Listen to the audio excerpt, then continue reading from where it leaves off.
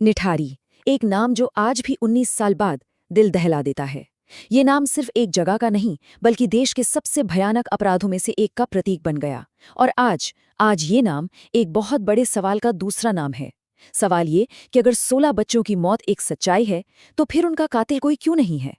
चलिए आज इसी उलझी हुई गुत्थी को सुलझाने की कोशिश करते हैं। स्कॉट वाली कहानी सच है। ये शब्द है मुनिंदर सिंह पंधेर के, वही पंधेर जो इस पूरे केस के 2 सबसे बड़े आरोपियों में से एक थे। अब इस स्कॉट वाली कहानी क्या है? ये उन ढेरों पहेलियों में से बस एक है जो इस केस में उलझी हुई हैं। लेकिन जो सबसे बड़ी पहेली है ना, वो छिपी है उन कंकालों और अदालत के हैरान करने वाले फैसलों के बीच। सबसे पहले एक सच, एक ऐसा आंकड़ा जो इन 19 सालों में कभी नहीं बदला, 16। ये बस एक नंबर नहीं है, ये 16 खत्म हो चुकी जिंदगियां हैं, 16 परिवार हैं जो तबाह हो गए। इस पूरी कहानी का सबसे ठोस और दर्दनाक सच यही है। और ठीक यहीं कहानी में एक ऐसा मोड़ आता है जो दिमाग सुन्न कर देता है। 19 साल, सोचिए, 19 साल की लंबी अदालती लड़ाई के बाद इन 16 मौतों के लिए सजा पाए कातिलों की गिनती कितनी है? 0, एक भी नहीं। तो ये ही है निठारी का वो अनसुलझा रहस्य।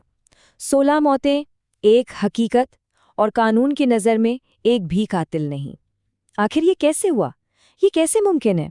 इस सवाल का जवाब अगर ढूंढना है तो हमें चलना होगा कहानी की बिल्कुल शुरुआत में। तो चलिए लौटते हैं उस जगह पर जहां से इस पूरे खौफ का सिलसिला शुरू हुआ था। जगह नोएडा और पता कोठी D5, एक ऐसा एड्रेस जो बहुत जल्द पूरे देश के लिए दहशत का दूसरा नाम बनने वाला था। साल था 2006, दिल्ली से बस जरा ही दूर नोएडा का निठारी गांव। अचानक वहां एक घर के ठीक पीछे वाले नाले से एक के बाद एक इंसानी कंकाल मिलने शुरू हो जाते हैं। और ये घर कौन सा था?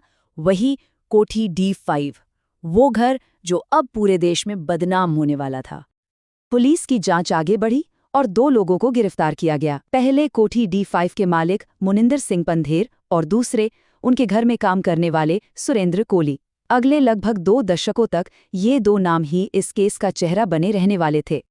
गिरफ्तारी तो हो गई, लेकिन असली कहानी तो अब शुरू होनी थी। अदालतों में एक ऐसा लंबा कानूनी सफ़र जिसमें सबूतों पर, गवाहों पर और जांच के हर एक कदम पर सवाल उठने वाले थे। और यहीं से ये केस और ज़्यादा उलझता चला गया। अब जरा देखिए कि अदालतों में तस्वीर कैसे 180 डिग्री घूम गई। निचली अदालत यानी लोअर कोर्ट को लगा कि सबूत काफ़ी हैं, तो उन्होंने सुरेंद्र कोली को 13 मामलों में और पंधेर को 3 मामलों में मौत की सज़ा सुना दी।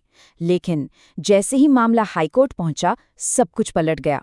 हाईकोर्ट ने कहा कि जांच में बहुत बड़ी खामियां हैं, सबूतों की जो चेन होती है वो टूटी हुई है, और जो इकबालिया बयान थे हो सकता है वो दबाव में लिए गए हों। बस इन्हीं वजहों से पंधेर तो सारे मामलों में बरी हो गए और कोली भी ज्यादातर मामलों से बाहर आ गए। और ये लड़ाई कोई 1-2 साल नहीं, पूरे 19 साल तक चली। सोचिए, 2006 में गिरफ्तारी हुई, फिर सालों तक लोअर कोर्ट में केस चलता रहा, वहां सजा भी हुई। लेकिन मामला जैसे जैसे ऊपर गया, हाई कोर्ट, फिर सुप्रीम कोर्ट, पुलिस और CBI की जांच की कमजोरियां एक एक करके सामने आने लगी। हर बड़ी अपील के साथ सजाएं पलटती गईं और आखिर में जो एक आखिरी केस बचा था, उसमें सुरेंद्र कोली भी बरी हो गया।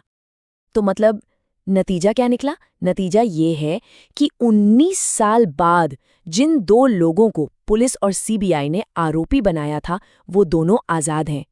कानूनी प्रक्रिया तो पूरी हो गई, लेकिन इंसाफ का सवाल वो आज भी वहीं का वहीं खड़ा है।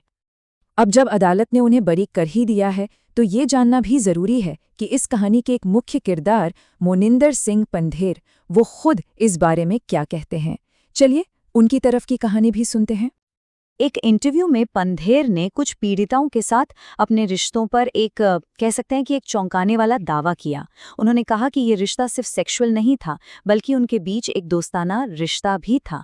अब ये बयान प्रोसिक्यूशन की उस कहानी को सीधी चुनौती देता है जिसमें उन्हें एक राक्षस की तरह पेश किया गया था। अपने बचाव में पंधेर कुछ बहुत सीधे तर्क देते हैं, जिनकी झलक शायद हाईकोर्ट के फैसले में भी मिली।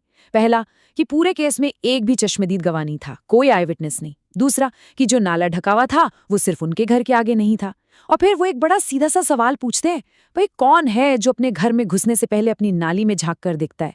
मतलब साफ था, उनका इशारा था कि सारे सबूत परिस्थितिजन्य थे, कोई ठोस सबूत नहीं था। यही नहीं, पंधेर का ये भी मानना है कि ये सब कुछ एक बहुत बड़ी साजिश थी। उनके खुद के शब्द हैं, जो खेल खेला गया वो छोटा खेल नहीं है, और ये भी कि जिन्होंने ये खेल खेला वो इसका बोझ एक दिन भी नहीं उठा पाएंगे। और फिर आता है उनका सबसे बड़ा दावा।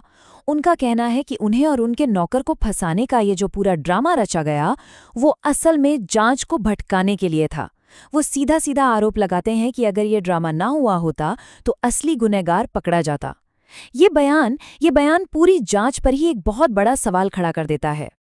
और बस इसी तरह हम घूम फिरकर वापस वहीं आ जाते हैं जहां से ये कहानी शुरू हुई थी। 19 साल बीत गए, अदालतों ने अपना काम कर दिया, आरोपी बरी हो गए, लेकिन एक सवाल वो आज भी हवा में तैर रहा है। और इसी को कहते हैं निठारी पैराडॉक्स, यानी निठारी का विरोधाभास। एक तरफ एक ऐसा सच है जिसे कोई नहीं झुठला सकता कि 16 बच्चों को बेरहमी से मार दिया गया, और दूसरी तरफ एक कानूनी हकीकत है कि 19 साल की जांच और अदालती कार्रवाई के बाद भी उनका एक भी कातिल सजा नहीं पा सका। तो आखिर में बस एक ही सवाल बचता है, सबसे अहम सवाल, कि अगर मुनिंदर सिंह पंधेर और सुरेंद्र कोहली कातिल नहीं थे, तो फिर कौन था? कातिल कौन था? ये एक ऐसा सवाल है जो आज भी निठारे की गलियों में गूंज रहा है, उन 16 परिवारों के दिलों में और शायद हम सबके जहन में भी।